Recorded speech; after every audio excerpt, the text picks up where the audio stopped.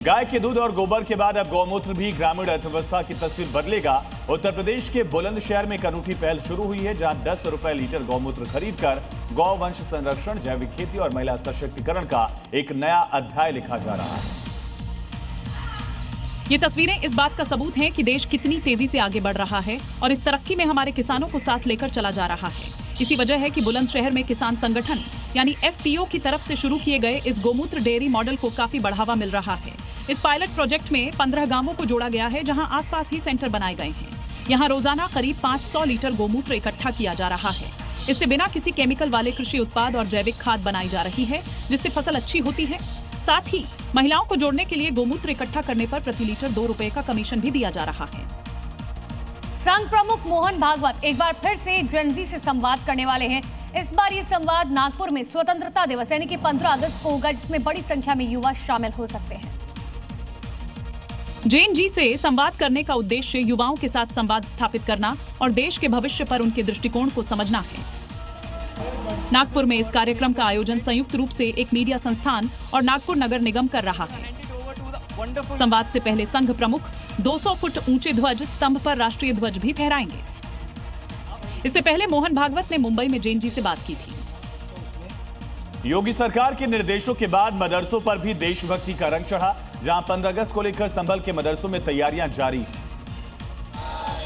मदरसों में मौलाना और बच्चे मिलकर 15 अगस्त की तैयारी कर रहे हैं।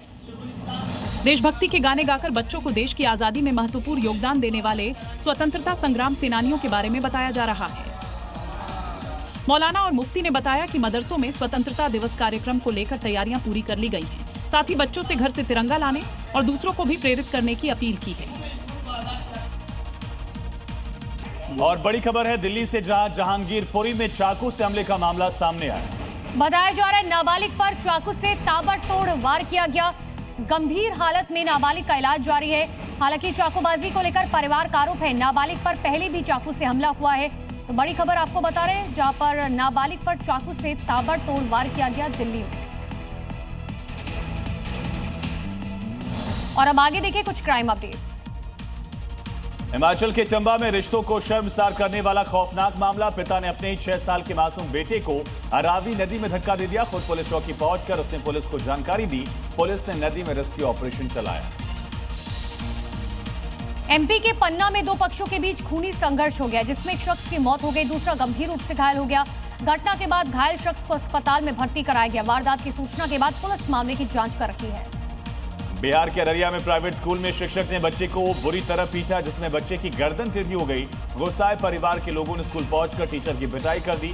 पुलिस ने आरोपी को हिरासत में लिया। MP के सीधी में जमीन विवाद को लेकर पुलिस पर गंभीर आरोप लगे हैं। पीड़ित परिवार ने पुलिस पर घर में घुसकर मारपीट करने और जबरन थाने ले जाने का आरोप लगाया। साथ ही पुलिस अधीक्षक से शिकायत कर कार्रवाई की मांग की गई है। राजस्थान के जोधपुर में असामाजिक तत्वों ने जमकर उत्पात मचाया। 5 से 6 की संख्या में बदमाशों ने दुकानों के कांच, गाड़ियां और घरों के बाहर तोड़फोड़ की। बदमाशों ने लाठी डंडों और पत्थरों से हमला किया। पूरी वारदात CCTV कैमरों में रिकॉर्ड हो गई।